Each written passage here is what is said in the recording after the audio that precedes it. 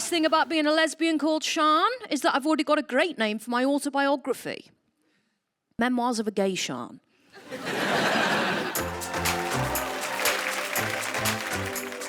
But the best part of it, it turns out, is your 97-year-old Nan walking you through what she thinks LGBTQ+ means. Real joy. We were talking afterwards. She was like, "Yes, yeah, it was LGBTQ+ Pride.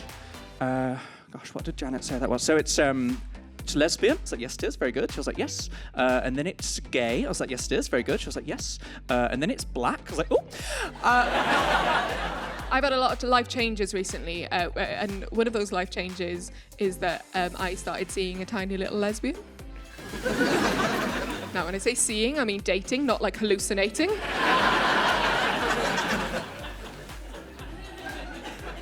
She is real, I have checked.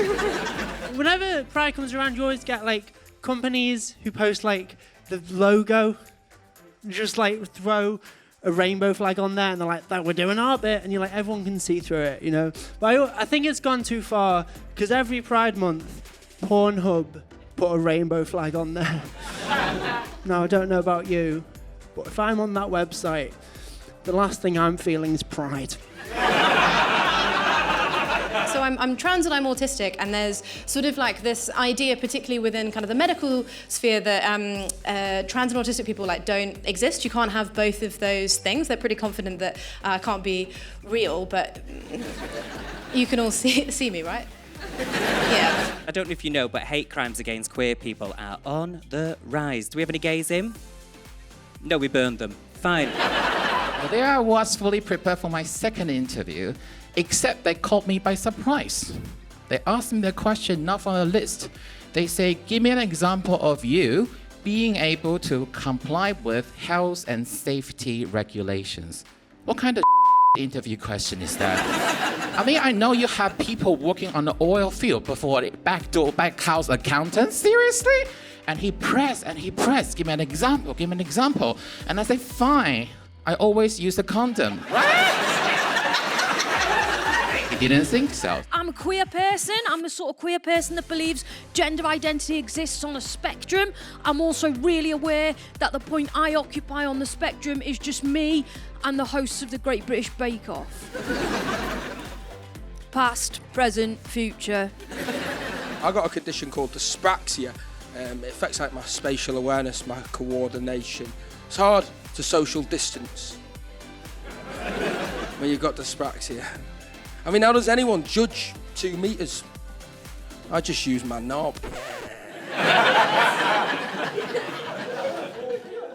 No one comes near me when it's out.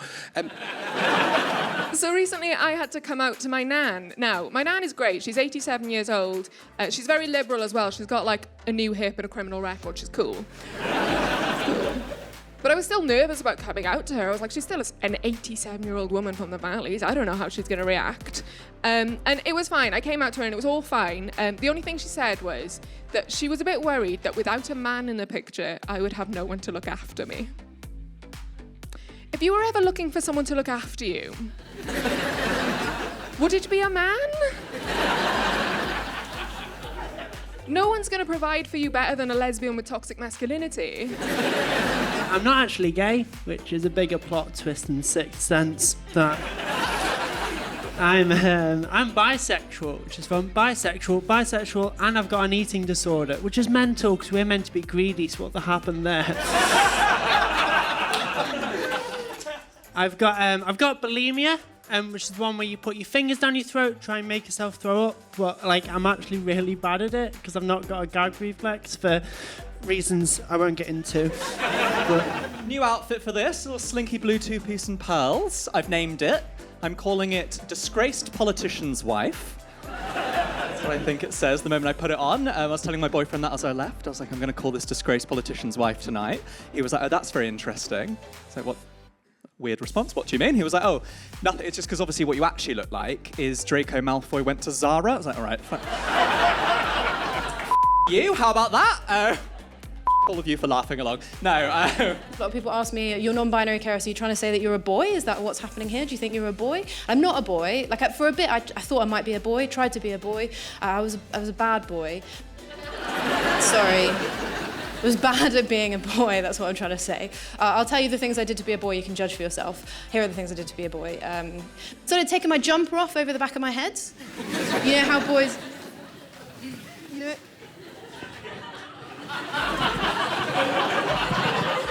You know how boys take their jumpers off like that?